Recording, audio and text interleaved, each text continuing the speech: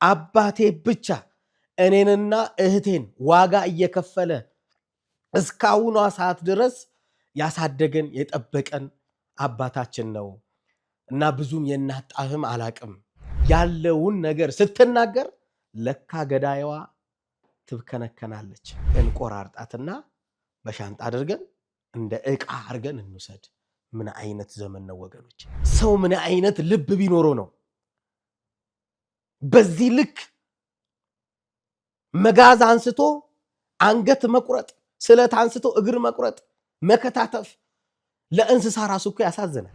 ከኔ ቀድማ እንዴት ታገባለች? እንዴት ከኔ የተሻለ ስራ ይሰራል? እንዴት ከኔ የተሻለ መኪና ይነዳል? እንዴት ከኔ የተሻለ ይለብሳል?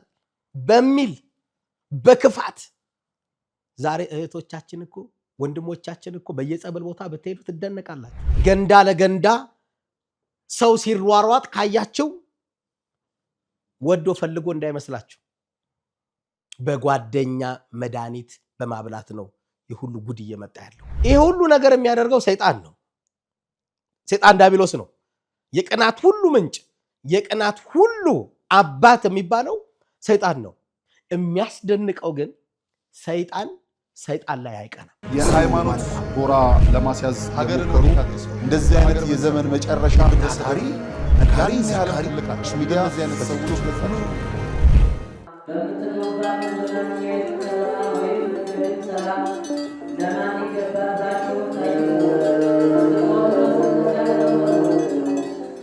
የሐዋርያቱን ጾም ማሳረጊያ በመብላት መጠጣት ብቻ እንዳናሳልፈው የእመቤታችንን ስደቷን መቀበያም ቢሆን ምጽዋት በመላክ ከሙት አንሳ ማር ቅዱስ ሚካኤል አንድነት ገዳም መነኮሳት ጋር አብረን ለምን በረከት አንካፈልም? የተዋህዶ ልጆች የገዳም አባቶቻችን ጩኸት ሊያበቃ ከችግራቸው ሊላቀቁ የጨለመው ሊነጋ ሲል ደግሞ ክረምቱ መጥቶ ገዳማውያኑን ፈትኖብናልና አባቶቻችንን ከክረምቱ ጎርፍና ፈተና ኑ እንታደጋቸው።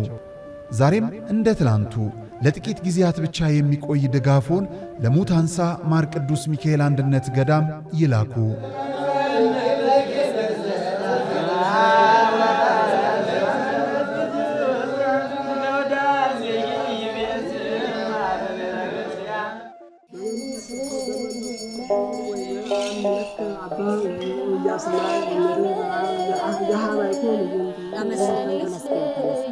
ተመስገን እናተ ኪዳነ ምሕረት ተመስገን።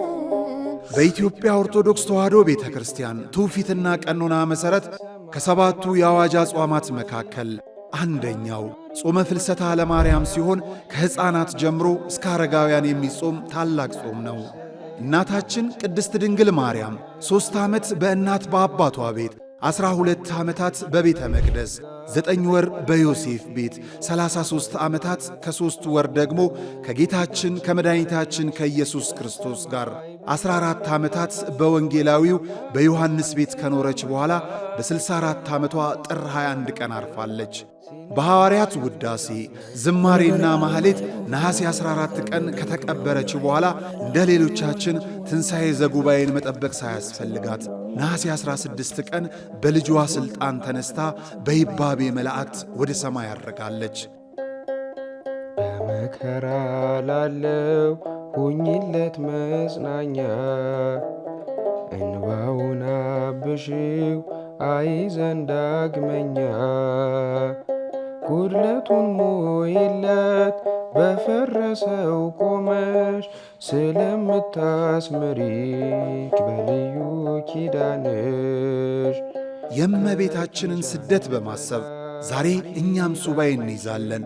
ቢለምኗት እጥፍ ከምትሰጥ ቢነግሯት ሰሚ ከሆነችው አንጎለላ ጽርሐ አርያም ሰሚነሽ ኪዳነ ምሕረት ገዳም ለምን የዘንድሮን ሱባኤ በዚያ አንቆይም? እንዳያስቡ በቂ የሱባኤተኞች ማረፊያ በገዳሟ ተሰናድቷል። 16ቱንም ቀናት በኪዳን በቅዳሴና በማታው የወንጌል መርሃ ግብር አሳልፈን ከፈዋሽ ጸበሏ ተጠምቀን ነሐሴ 16 ኪዳነ ምሕረትን አንግሰን ተባርከን እንመለሳለን። አደራ እንዳትቀሩብን።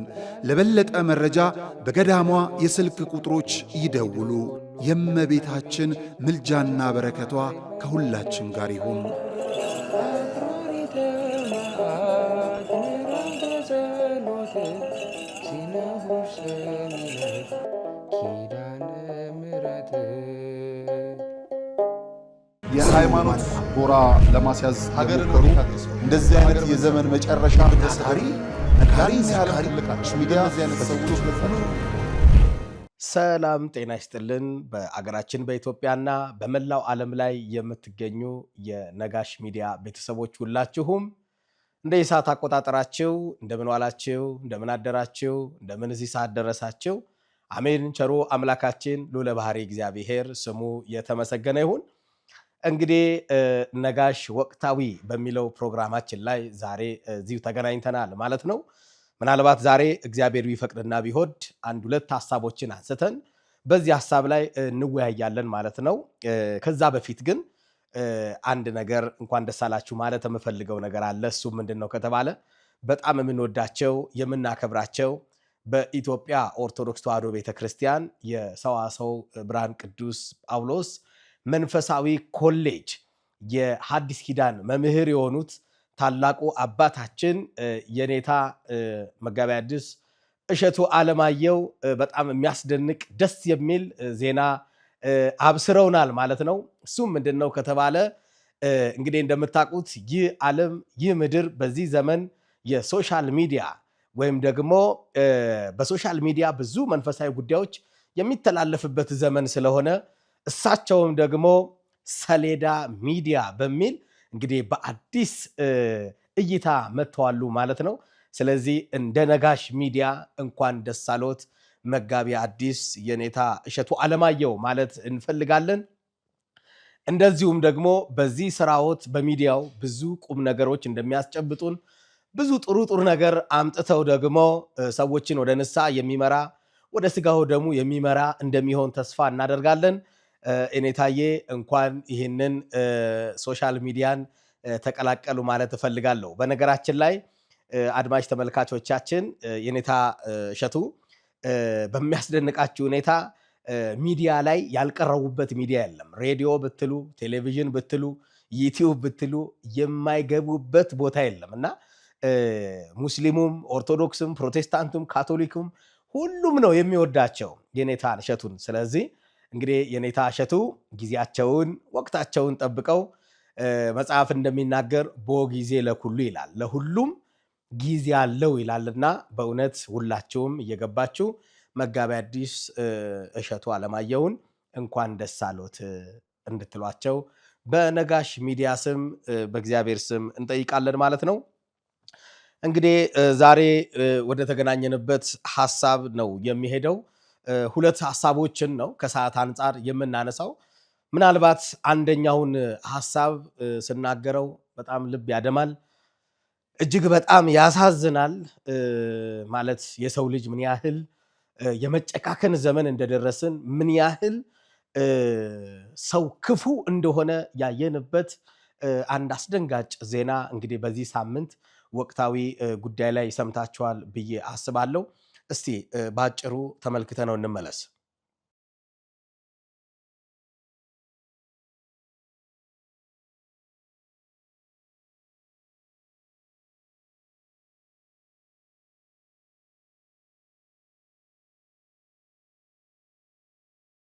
እንግዲህ እንዳያችሁት ነው እጅግ የሚያሳዝን የእታችን ሚስ ወርልድ ኢትዮጵያዊቷ ሞዴል ሩት ይርጋለም እህት የሆነችው ቅዱሳን ይርጋለም እንደምታዩት በቅርብ ወዳጇ በሚያሳዝን ጭካኔ በተሞላበት አገዳደል ነው የገደሏትና የዚህ ሁሉ መነሻው ምንድነው ከተባለ ቅናት ነው።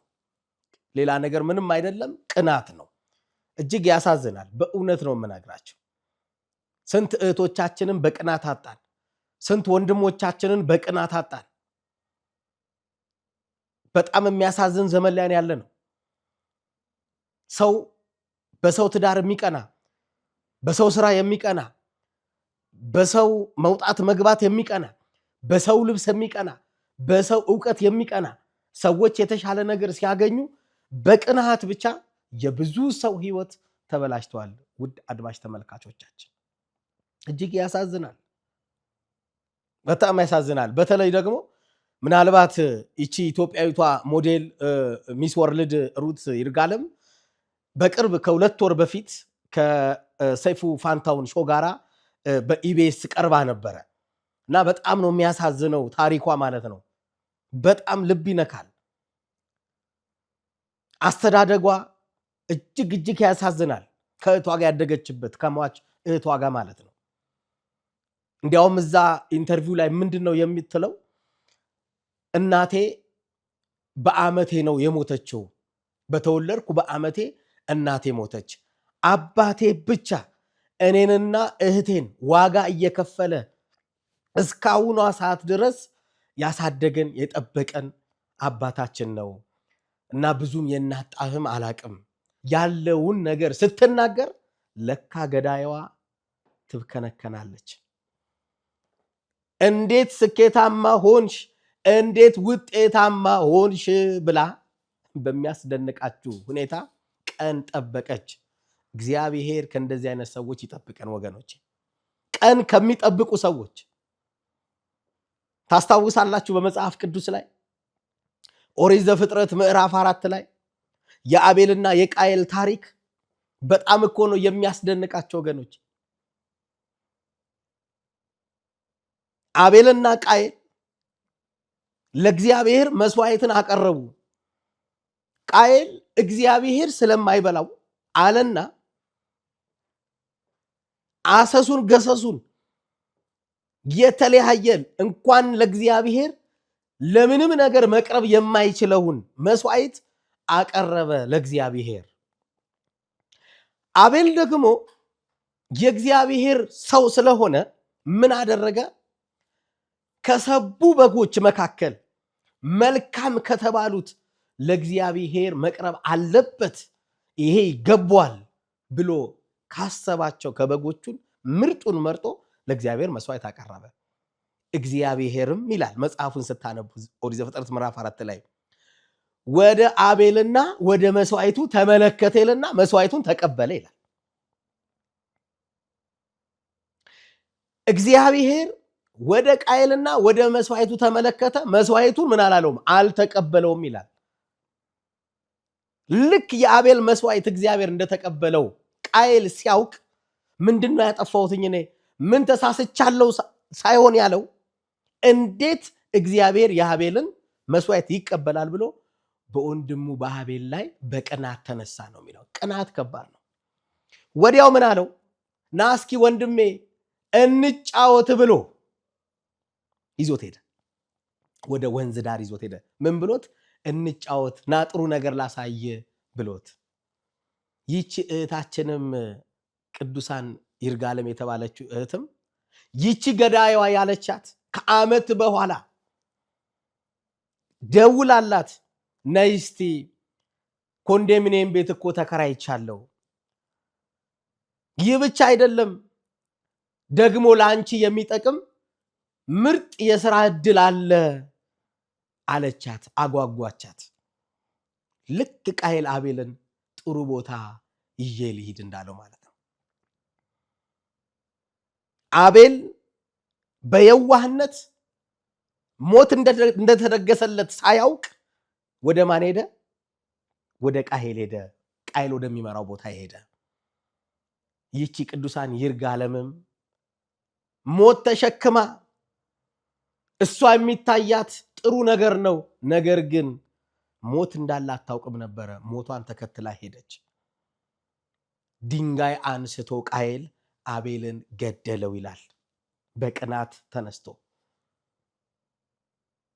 ይቺ ገዳይዋም ፍቅረኛዋን ቤት ውስጥ አስቀምጣ ለሁለት ሆነው በሚያሳዝን ሁኔታ አንዳንድ ቃላቶች ለሚዲያ ስለማይሆኑ ነው፣ ዘግናኝ የሆኑ ነገሮች ማለት ነው።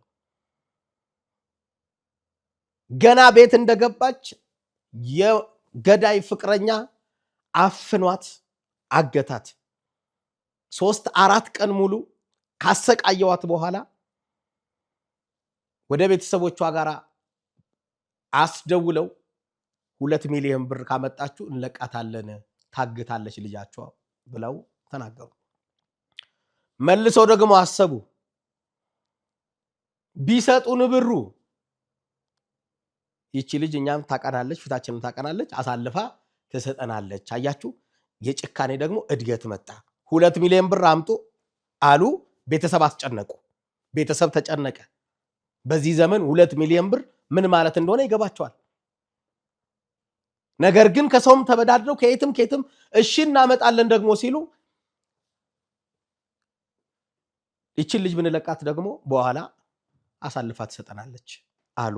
ሌላ ጭካኔ ልባቸው ላይ ገባ። በዚህ ሰዓት ይችን ምስኪን አንድ እህት ያላት ወንድም የሌላት አባት ብቻ ያላት እናት የሌላት የእናትን ጣዕም የማታውቅ ልጅ ገደሏት። በሚያስደንቅ ሁኔታ መግደሉ ብቻ አይደለም እኮ የሚገርመው፣ ደግሞ እንዴት ደግሞ እናሽሽ ይሄንን አስከሬኗን ብለው ደግሞ ሌላ ጭንቀት ስር ገብተው እንደ ሞተ ሰው ከሆነች ሰውም ያያል፣ የአካባቢ ሰውም ያያል። ስለዚህ ያለ አማራጭ ምንድነው? እንቆራርጣትና በሻንጣ አድርገን እንደ ዕቃ አድርገን እንውሰድ። ምን አይነት ዘመን ነው ወገኖች? ሰው ምን አይነት ልብ ቢኖረው ነው በዚህ ልክ መጋዝ አንስቶ አንገት መቁረጥ፣ ስለት አንስቶ እግር መቁረጥ፣ መከታተፍ? ለእንስሳ ራሱ እኮ ያሳዝናል። ዶሮ እንኳን እህቶቼ እናቶቼ ታውቃላችሁ፣ ከታረደ በኋላ ስትገነጣጥሉት እኮ ፊሊንግ እኮ አለ፣ ይሰማል። ሰዋዊነት እንስሳ ነዋ። ወንድሞቼ በግ ስታርዱ ወይ በሬ ስታርዱ ታውቁታላችሁ እንዴት ውስጥ ተች እንደሚያደርግ አለው። የሆነ መንፈስ አለው። የሰው ልጅ ባህሪው ነው። በቃ ከየት የመጣ አረመኔነት እንደሆነ እግዚአብሔር ይወቀው። ወገኖቼ ቆራርጠው ወሰዱ። በስተመጨረሻም ግን እግዚአብሔር ይመስገን ፖሊስ ባደረገው ርብርብ በተደረገው ነገር ፖሊስ ሁለቱንም ይዟቸዋል። ገዳይዋንም የገዳይ ፍቅረኛንም ማለት ነው። የዚህ ሁሉ መነሻው ግን ምንድነው ነው? ቅናት ነው። ቅናት ከባድ ነው ወገኖች። ቅናት በጣም ከባድ ነው። ዛሬ ተመልከቱ እስኪ፣ በየጸበል ቦታ ብትገቡ፣ በየሆስፒታሉ ብትገቡ ዛሬ ያልታመመ ሰው የለም። መድኃኒት ያልበላ ሰው የለም። እንዲያውም አንድ የሆነ ቲክታክ ላይ ያየሁት አለ። በጣም አስተማሪ ታሪክ ነው። እስኪ እሱን አይተን እንምጣ። ስለበለጠችን ቀንቼ በመድኃኒት መረስኩት። ተጠንቀቅ፣ ጓደኛ እንዳታምን። አንተም አንቺም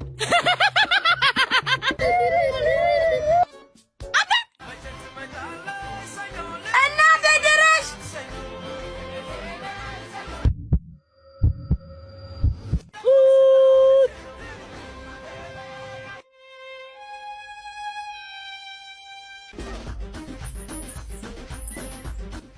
ሰላም፣ እንዴት ናችሁ? ማርያን ታውቃታላችሁ?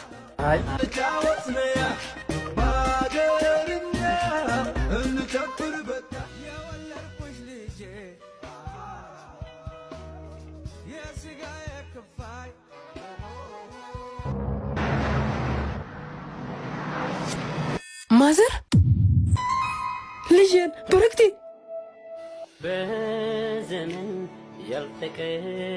ማሚ፣ ወይኔ ነገር ረሱ አይደል አባ? አይ ችግር የለውም። ስንት ነው ላክልህ? በስመ አብ ስንት ጊዜያችን ማሚዬ። ማርዬስ? ማርዬማ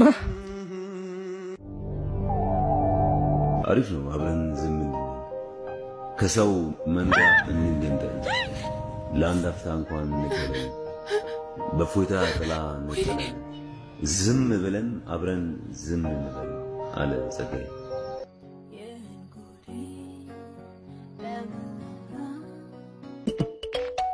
አንቺ ማርያ ምን አርጊ ነው የምትይኝ? በጠዋት ምንድን ነው ያስጮሽ? ኢንተርቪው አለብኝ ለጠዋት። ይሉን ጫማ አዘጋጅልኝ ብዬሽ አይደለ? የት አለ? እና ገብተሽ አትወስጂም እንዴ? ማዘሯ እንዳልቀሰቀሳት ነው። ቶሎ በይ። ይሄ አንቺ ስታስጠላ በግ ስሚ ይቅናሽ አሜን ቻው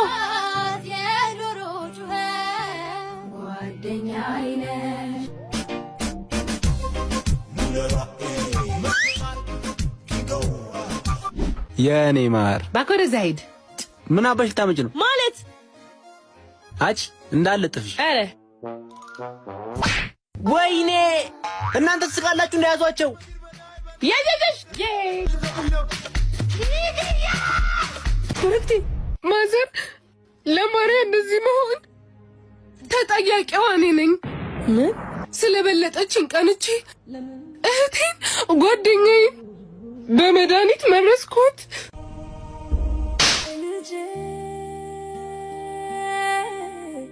ይገባኛል ማዘር እኔ አሁን የምፈልገው ይቅርታዋን ብቻ ነው ገለሻት ይቅርታ እሺ ልካሳት ልጄ ካሳት ፈልግም ያሰብሽው ለመድኃኔዓለም ስጪ የሃይማኖት ጎራ ለማስያዝ ሀገርን እንደዚህ አይነት የዘመን መጨረሻ ታሪ ነጋሪ ሲያልቅ ልቃች ሚዲያ ዚያነ ተሰውቶ ስለፈነ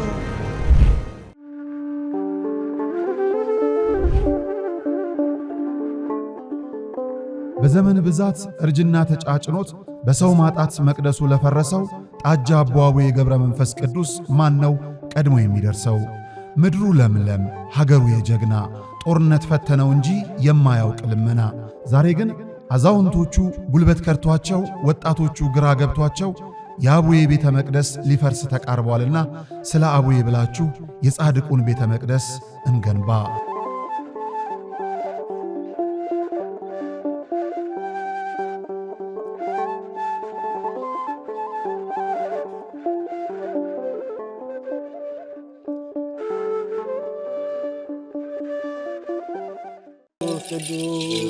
በዚህም እግዚአብሔር አለ። አይገርምም? ሁሉ የሱ ስፍራ ነው። አሁን የምንገኘው በጅማ ሀገረ ስብከት ጎማ ወረዳ ሊሙ ደብረ ሰላም መድኃኔዓለም ነው። መምህር አድነው ያፈረሱት ቤተክርስቲያን ለአገልግሎት ቢመጡ አገልግሎቱን የሚመጥን አይደለም ህንጻ ቤተክርስቲያኑ። መድኃኔዓለም በዚህ አይከብርምና ለርሱ የሚገባውን ክብር ሰጥተን ቤተክርስቲያኑን እናንጽና ግድ የለም የነበረውን እናፍረሳሉ። ማንን በማመን መድኃኔዓለምን፣ ከዛስ የተዋህዶ ልጆችን በመተማመን በጣም ስቅቅ የሚያደርገን ቅድም እንደተባለኛ ደሳሳም ይሁን ምን በሞቀ ቤታችን እናድራለን። እናታችን አባታችን ውጭ በብርድ እያደሩ ነው። እነዚህ ቤተክርስቲያን ስቅቅ የሚያደርገን እንሰራለን ብለን አፈረስን።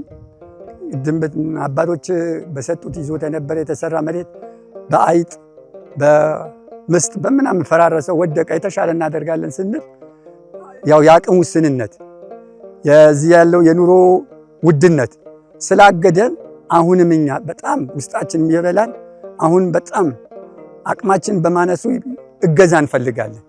ጊዜው 1969 ነው። የሚባርከን ታቦት ያስፈልጋል ብለው በክርስትና የበረቱ የተዋህዶ ልጆች ህብረት ፈጥረው የሊሙ ሻይ ደብረ ሰላም መድኃኔዓለም ቤተክርስቲያንን ተከሉ። እነሆ በአገልግሎት ብዛት መሰረቱ ፈርሶ ጉልላቱ እንዲህ ወድቋል። ውሃ መሰረታዊ ነገር ነው። የአብነት ትምህርት ደግሞ ለቤተክርስቲያን መሰረታዊ ነገር ነው። ትክክል ነውና አሁን እነዚህ ልጆች እስካሁንም የተማሩትም አሁንም ያሉትን የሚያድሩበት የምታዩት ነው። መቃብር ቤት ነው የሚያድሩት። ያው አወራ ነው ገብታችሁ ብታዩት ምንም ጥርጥር የለውም። ይሄንን አወራ ነው። እዚያ ነው የሚማሩት። የሚያድሩበት አፈር ነው። ቢያንስ እንኳን መጠለያ አሁን ማታ ማታ እንደምታዩት በዚህ ዝናብ ይመጣል፣ ውሽንፍር ነው የሚመታቸው። ቁጭ ብሎ የሚማሩበትን ትምህርት ቤት ቢሰራ እጅግ የተሻለ ነገር ነው። የተዋህዶ ልጆች በውጪም በውስጥም ያላችሁ ይህ ደብር ታላቅ የበረከት ስፍራ ነው። እመኑኝ፣ የሰራችሁት ይባረካል፣ የጠየቃችሁት ይመለሳል። የቦታው ተአምር በሰው ልጆች እጅ ሥራ አጥር የለውም። ባለቤቱ ግን በተፈጥሮ ጫካ ዙሪያውን አጥሮ ቤቱን ይጠብቃል። ቤቱ ደግሞ ፈርሶ የኛን በረከት ይጠባበቃል። የለመነው እንዲመለስ የጠፋብን እንዲገኝ የመድኃኔዓለምን ለመድኃኔዓለም እንስጥ። የሃይማኖት ጎራ ለማስያዝ ሀገርን እንደዚህ አይነት የዘመን መጨረሻ ታሪ ነጋሪ ሲያልቅ ልቃች ሚዲያ ዚያን ተሰውቶ ስለፈነ እንዳያችሁት ነው። ልጅቷ ይሄ አስተማሪ ታሪክ ስለሆነ ነው። ልጅቷ የምትለው ቃል በቃል ምንድነው? ስለ ቀናውባት መድኃኒት አረኩባት ነው። ይሄ አስተማሪ ታሪክ ነው ወገኖች። ከባድ ነገር ነው የሚፈጸመው ነገር። እንደ ቀልድ እንዳታዩት። ዛሬ ድግምቱ በዝቷል፣ መተቱ በዝቷል፣ ጥንቆላው በዝቷል። ከኔ ቀድማ እንዴት ታገባለች? እንዴት ከኔ የተሻለ ስራ ይሰራል? እንዴት ከኔ የተሻለ መኪና ይነዳል? እንዴት ከኔ የተሻለ ይለብሳል? በሚል በክፋት ዛሬ እህቶቻችን እኮ ወንድሞቻችን እኮ በየጸበል ቦታ ብትሄዱ ትደነቃላችሁ። አንዳንድ ሰው መተት የሚባል የለም ድግምት የለም ይላል። እሱን ለማየት ሂድ፣ ጸበል ሂድ። መጀመሪያ ማን ወዶ እዛ ይሰቃያል? ማን ወዶ በሰንሰለት ይታሰራል ጸበል ውስጥ? እንደዚህ አይባልም። እግዚአብሔር ከእንደዚህ ጠብቀን ነው የሚባለው። ዛሬ የብዙ ሰው ህይወት በመተት በድግምት በሟርት በአስማት በመድኃኒት የብዙ ሰው ህይወት ተበላሽቷል። ከዚህ በፊት አንድ ነገር ነግሬያችሁ ይሆን አላውቅም። በቅርብ ማቃት ልጅ አየር መንገድ የምትሰራ ካፒቴን የሆነች ልጅ አለች። ወጣት ናት፣ በጣም ጎበዝ ናት። ነገር ግን ጓደኞቿ ይቀኑባት ነበር። ታሪኩን ለማሳጠር ጻድቃኔ ማርያም ለመንፈሳዊ ጉዞ በአገልግሎት በኤርኩበት ሰዓት ላይ ይቺ ሴት ተኝታ አገኘዋት እና ምንድነው ብዬ ስጠይቅ አይ ጓደኞቿ እኮ መድኃኒት አብልተዋት ነው።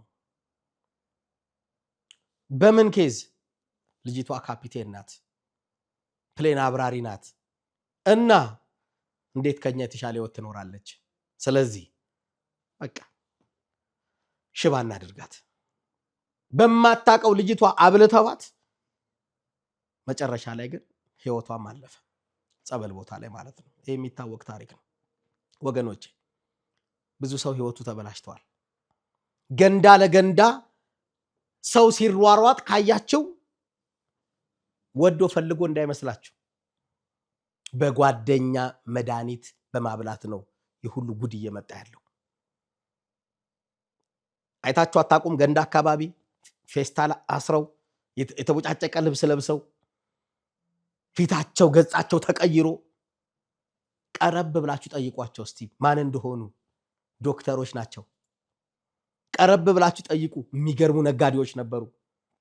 ቀረብ ብላችሁ ጠይቁ። ጂኒየስ ተማሪዎች ናቸው። ነገር ግን በጓደኛ ምክንያት ወገኖች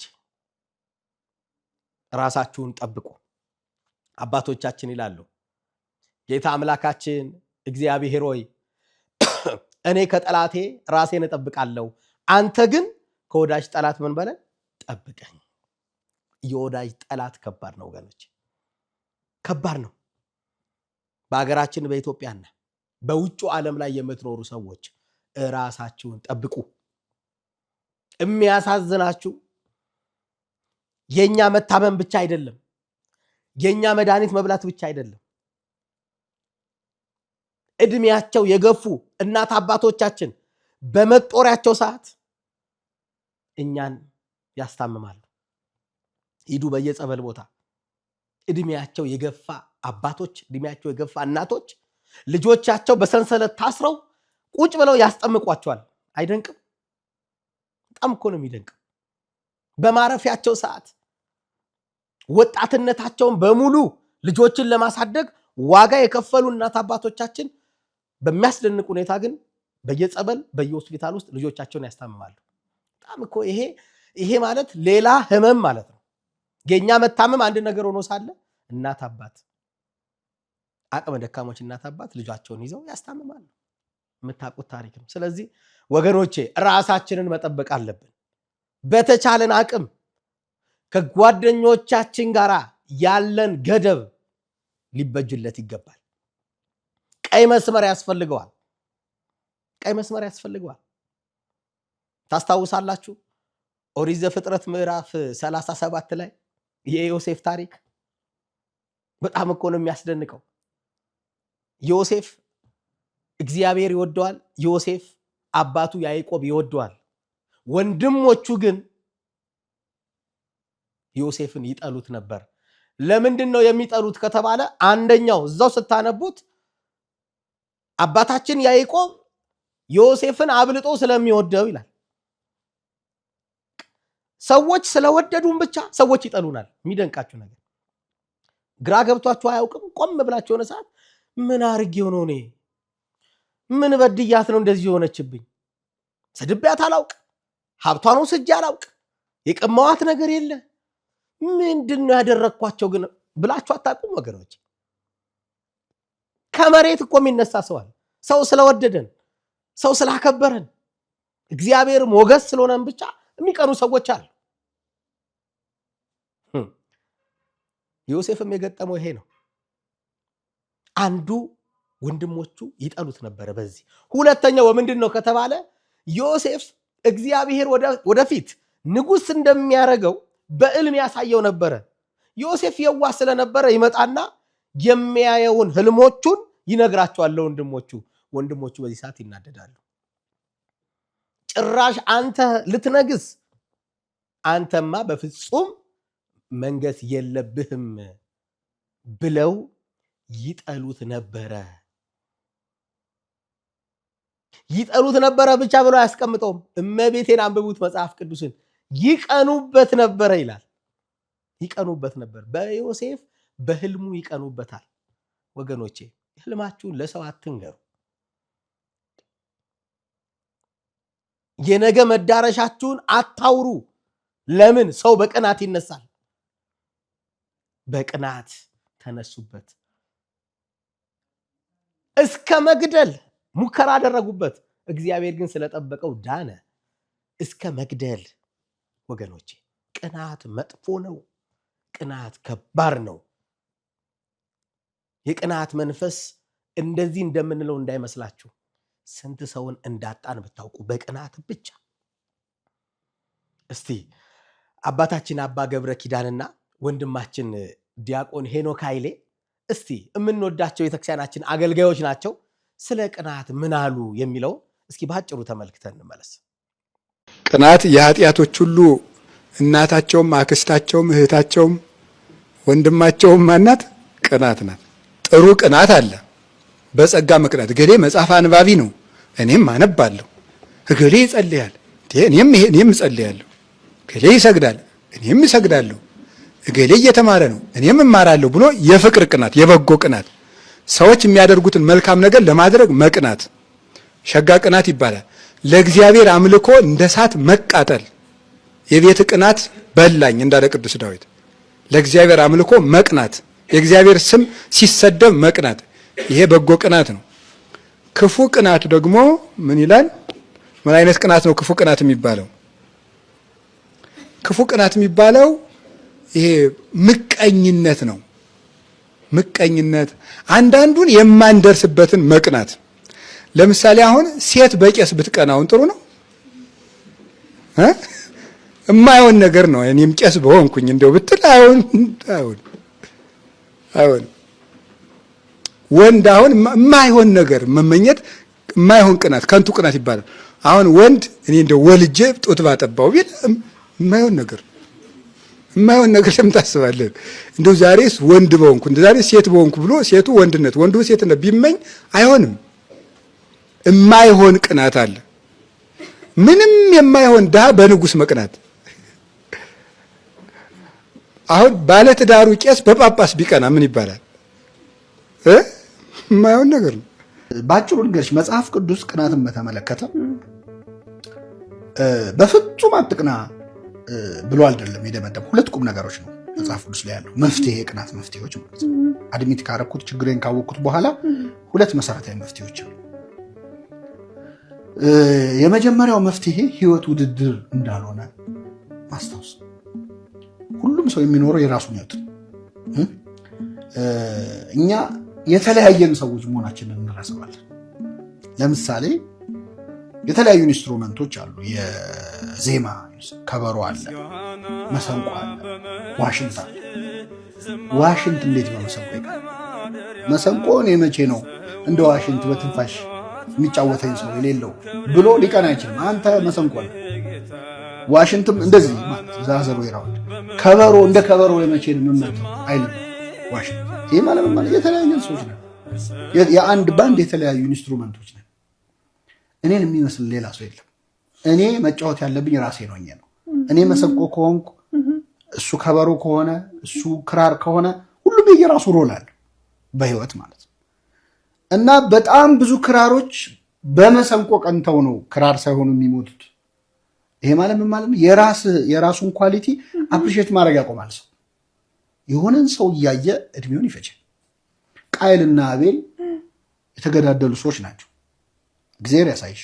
4 ሰው ነው ያለው ምድር ላይ 6 ሰው አዳም፣ ሔዋን፣ የቃየልና አቤል 2 እህቶች እና ቃየልና አቤል 6 ሰው ነው ያለው። ምን ሪሶርስ ጠቦ ነው ውስጥ የተጣሉት? ምንም እኔ የቃየልና አቤል ታሪክ ሳስብ አንድ ኢንተርቪው አይቼ በጣም የገረመኝ ደብረ ታቦር ላይ ለመጀመሪያ ጊዜ በኢትዮጵያ 2 መኪኖች ደብረ ታቦር ላይ ነበሩ የሚል አንድ ሰውዬ ኢንተርቪው ሲሰጡ ሰማሁ። እና እነዛ 2 መኪኖች ተጋጩ። 2 ብቻ ናቸው። በከተማው ያለው መኪና 2 ነው፣ ተጋጩ ማለት ይሄ አይሮኒክ በጣም። ፈረሶቹ 2 ናቸው። ሜዳው ሰፊ ነው። አሳልፈኝ ይባባል። እኔ ባንቺ ስቀና እኔን የመሆን ጊዜን እያቃጠልኩ ነው፣ አንቺን ለመሆን ስጣጣር ማለት ነው። ስለዚህ ለዚህች አጭር እድሜ የሆነ ሰው ፕሮግረስ እያየው እንዲሆነ እያልኩ እየተደሰትኩ እየተቃጠልኩ እየተበሳጨው ለምን ጊዜን አጠፋዋለሁ? አንተን በመሆን ቢዚ ከሆንክ የሌላው ጉዳይ ያሳስበ እና ብዙ ጊዜ ቅናት የሚመነጨው እግዚአብሔር ለቃየል ምን አለው መሰለሽ? ስለምን ቀና ስለምን ፊት ጠቆረ አለውና ምን አለው መሰለሽ? መልካም ብታደርግ ፊት ያበራል ነበር አለው። ምን ማለት ነው? አንተ መልካም ከሰራህ የእሱ ሰክሰስ አያበሳጭህ፣ የአቤል መስዋዕት አያበሳጭህም ነበር ነው። አዎ ይሄ ጀነራሊ ለሁላችንም ነው የተናገረው። ቃየሎችም አቤሎችም ስለበዛ ነው ለሁላችን ይሆናል። እኔ ጓደኛዬ መኪና ሲገዛ የምናደደው እኔ መኪና ስለሌለኝ፣ እሱ ከመግዛቱ በላይ እኔ ያለመኖር ጫና ሆኖብኝ ነው የምናደደው አይደል? ቢኖረኝ ግን ምንም አይመስለኝም። ስለዚህ የእሱ ሰክሰስ የሚያናድደኝ እኔ ፌል ስላደረኩ ነው። ስለዚህ መፍትሄው ምንድን ነው? የራሴ ላይ መስራት ነው። መልካም ብታደርግ ፊት ያበራ የለ ወይ? ለምን ራስ ላይ አታተኩርም? ያንተ ስኬት የእሱ ስኬት እንዳያናድድህ የማድረግ አቅም አለው። ስለዚህ የራስ ላይ ማተኮር፣ ከራስ ጋር መወዳደር። እኔ መብለጥ ያለብኝ ራሴን ነው። አሁን ያለሁትን ሄኖክን መብለጥ ነው እቅዴ መሆን ያለበት።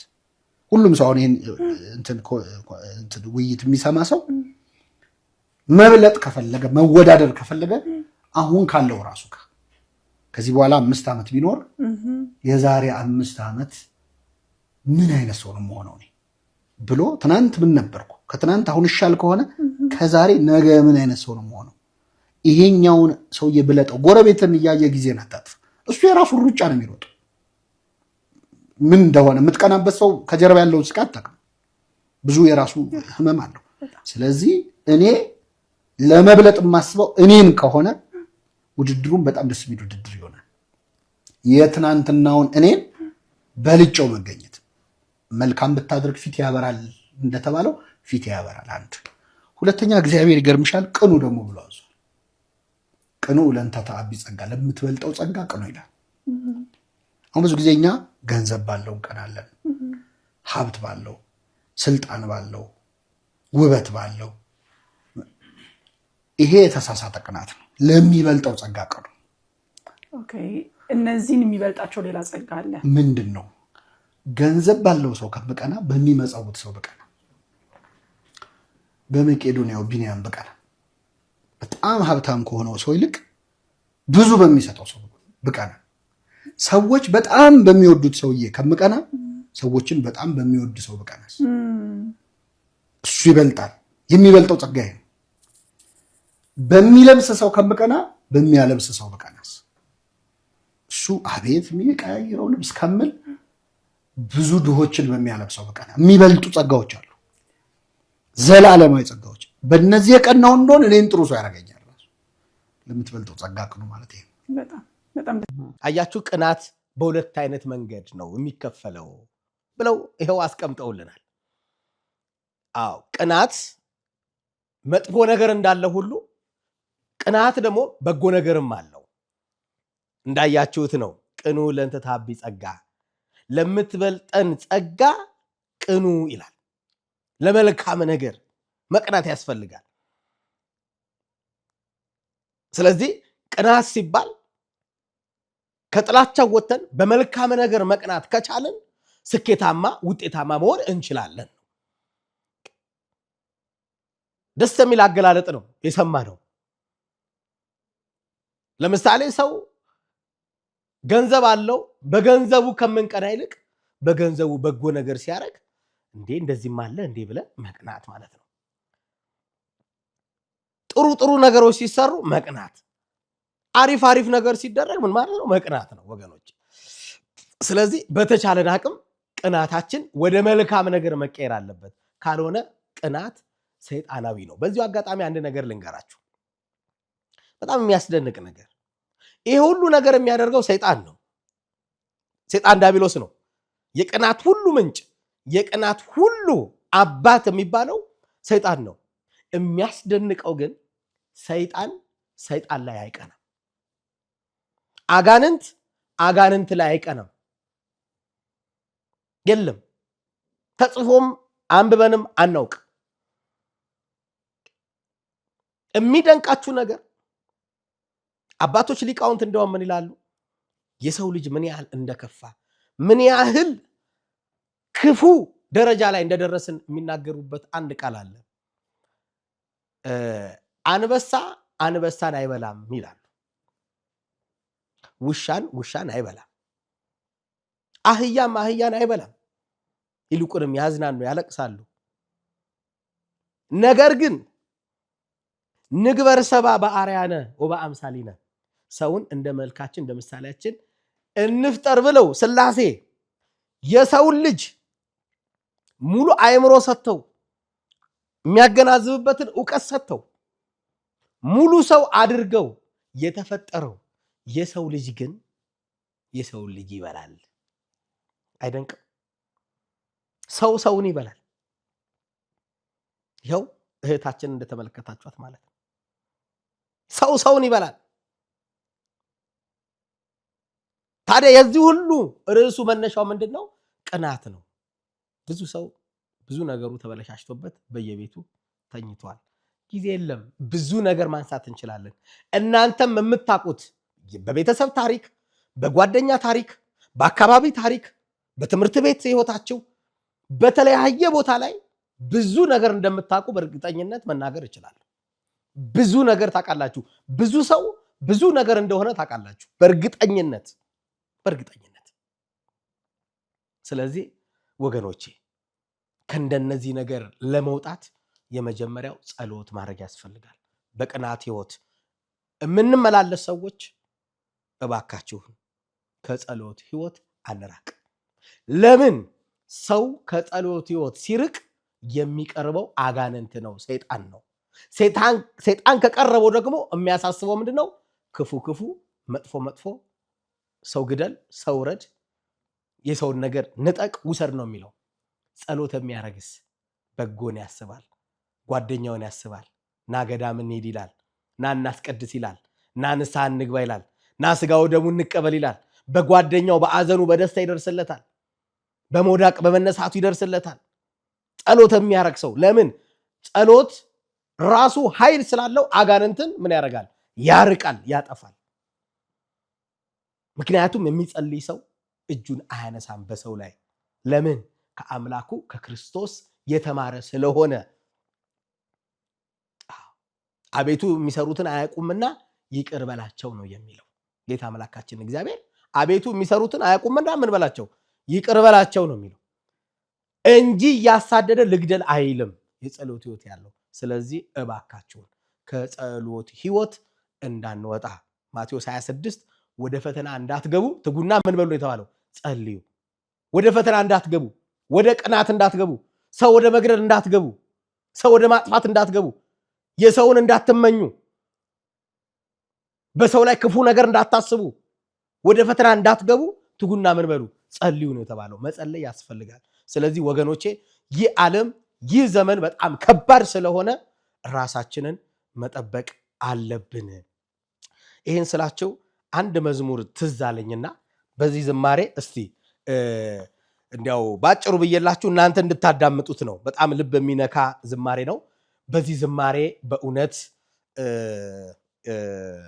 ፕሮግራማችንን እንጨርስና ቀጣይ ደግሞ በሌላ ፕሮግራም እንገናኛለን። እህታችን ዘማሪት ምርትነሽ ጥላውን ነው የዘመረችው። ይሄ ወቅቱን የሚዋጅ ወቅቱን የሚመስል በተለይ ሁላችንን የሚያስተምር እግዚአብሔር በአንድም በሌላም ያስተምራል ይላልና በዝማሬ ውስጥም ለካ እግዚአብሔር ያስተምራል። እንደዚህ ነው የሚለው የሰላሜ ሰው ያልኩት እንጀራዬን የበላ የሰላሜ ሰው ያልኩት ወስዶ ከጄ የበላ ወዳጄ ይሁዳ ቀረብኝ ወደ ኋላ የሚል ነው። እንደው በዜማ በትንሹ እስኪ ላስታውሳችሁ። የሰላሜ ሰው ያልኩት እንጀራዬን የበላ የሰላሜ ሰው ያልኩት ወስዶ ከጄ የበላ ወዳጄ ይሁዳ የታል ቀረብኝ ወደ ኋላ ወዳጄ ይሁዳ የታል ቀረብኝ ወደ ኋላ ትላንት አብሮኝ ነበረ ጽዋዬ ሞልቶ ሳለ ወዳጄ ብዬ ያልኩት ታዲያ ዛሬ የታለ የታል ወዳጄ የታል አምጡልኝ የልቤን ሰው ፍቅሮ ቢጎድልብኝ ነው እንባዬን የማፈሰው ትላንት አብሮኝ ነበረ ሲስቅ ሲጫወት ውሎ አመሻሹ ላይ ወጣ አቤት የቀን ጎዶሎ አቤት የቀን ክፋቱ ማን ይሄን ጠረጠረ ወዳጄ ማን ነው ታዲያ ገንዘብ ሰው ከቀየረ የሰላሜ ሰው ያልኩት እንጀራዬን የበላ የሰላሜ ሰው ያልኩት ወስዶ ከጄ የበላ ወዳጄ ይሁዳ የታል ቀረብኝ ወደ ኋላ ወዳጄ ይሁዳ የታል ቀረብኝ ወደ ኋላ። በእውነት እግዚአብሔር አምላካችን የሰላሜ ሰው ብለን ሰላማችንን ከሚነሱት እግዚአብሔር ይጠብቀን። እግዚአብሔር አምላካችን የሁላችንንም መጨረሻ ያሳምርልን። በሚቀጥለው ደግሞ በሌላ ፕሮግራም እንገናኛለን። የእህታችንን የቅዱሳንን ይርጋለም ነፍስ ደጋግ አባቶች እናቶች ባሉበት ቦታ ያኑርልን፣ ያሳርፍልን። እግዚአብሔር ይስጠልን። የሃይማኖት ጎራ ለማስያዝ ሀገርን እንደዚህ አይነት የዘመን መጨረሻ ታሪ ነጋሪ ሲያልፍ ልቃችሁ ሚዲያ ዚያን ሰውቶች ለታችሁ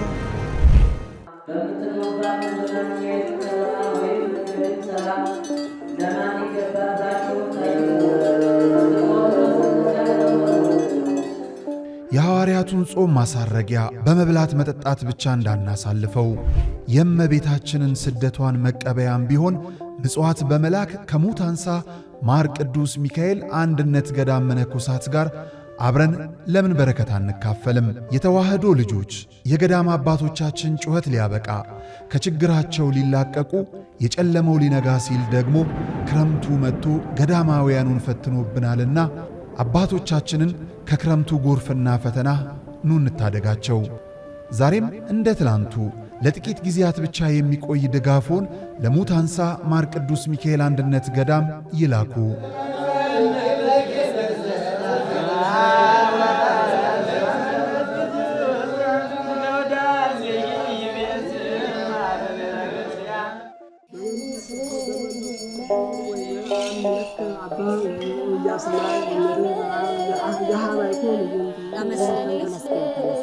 ተመስገን እናተ ኪዳነ ምሕረት ተመስገን። በኢትዮጵያ ኦርቶዶክስ ተዋሕዶ ቤተ ክርስቲያን ትውፊትና ቀኖና መሠረት ከሰባቱ የአዋጅ አጽዋማት መካከል አንደኛው ጾመ ፍልሰታ ለማርያም ሲሆን ከሕፃናት ጀምሮ እስከ አረጋውያን የሚጾም ታላቅ ጾም ነው። እናታችን ቅድስት ድንግል ማርያም 3 ዓመት በእናት በአባቷ ቤት 12 ዓመታት በቤተ መቅደስ 9 ወር በዮሴፍ ቤት 33 ዓመታት ከ3 ወር ደግሞ ከጌታችን ከመድኃኒታችን ከኢየሱስ ክርስቶስ ጋር 14 ዓመታት በወንጌላዊው በዮሐንስ ቤት ከኖረች በኋላ በ64 ዓመቷ ጥር 21 ቀን አርፋለች። በሐዋርያት ውዳሴ ዝማሬና ማህሌት ነሐሴ 14 ቀን ከተቀበረች በኋላ እንደ ሌሎቻችን ትንሣኤ ዘጉባኤን መጠበቅ ሳያስፈልጋት ነሐሴ 16 ቀን በልጇ ሥልጣን ተነስታ በይባቤ መላእክት ወደ ሰማይ ያረጋለች። በመከራ ላለው ሁኝለት መጽናኛ እንባውን አብሺው አይዘን ዳግመኛ ጉድለቱን ሞይለት በፈረሰው ቆመሽ ስለምታስምሪክ በልዩ ኪዳንሽ የእመቤታችንን ስደት በማሰብ ዛሬ እኛም ሱባኤ እንይዛለን። ቢለምኗት እጥፍ ከምትሰጥ ቢነግሯት ሰሚ ከሆነችው አንጎለላ ጽርሐ አርያም ሰሚነሽ ኪዳነ ምሕረት ገዳም ለምን የዘንድሮን ሱባኤ በዚያ አንቆይም? እንዳያስቡ በቂ የሱባኤተኞች ማረፊያ በገዳሟ ተሰናድቷል። 16ቱንም ቀናት በኪዳን በቅዳሴና በማታው የወንጌል መርሃ ግብር አሳልፈን ከፈዋሽ ጸበሏ ተጠምቀን ነሐሴ 16 ኪዳነ ምሕረትን አንግሰን ተባርከን እንመለሳለን። አደራ እንዳትቀሩብን። ለበለጠ መረጃ በገዳሟ የስልክ ቁጥሮች ይደውሉ። የእመቤታችን ምልጃና በረከቷ ከሁላችን ጋር ይሁን።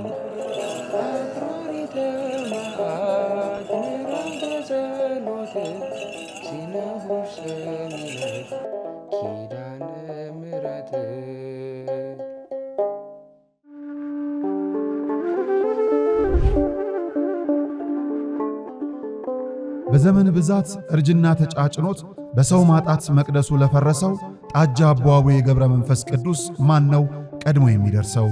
ምድሩ ለምለም ሀገሩ የጀግና ጦርነት ፈተነው እንጂ የማያውቅ ልመና። ዛሬ ግን አዛውንቶቹ ጉልበት ከርቷቸው፣ ወጣቶቹ ግራ ገብቷቸው የአቡዬ ቤተ መቅደስ ሊፈርስ ተቃርቧልና ስለ አቡዬ ብላችሁ የጻድቁን ቤተ መቅደስ እንገንባ።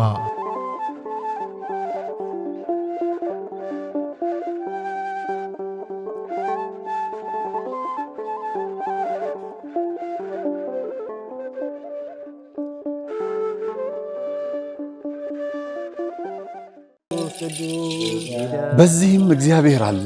አይገርምም? ሁሉ የሱ ስፍራ ነው። አሁን የምንገኘው በጅማ ሀገረ ስብከት ጎማ ወረዳ ሊሙ ደብረ ሰላም መድኃኔ ዓለም ነው።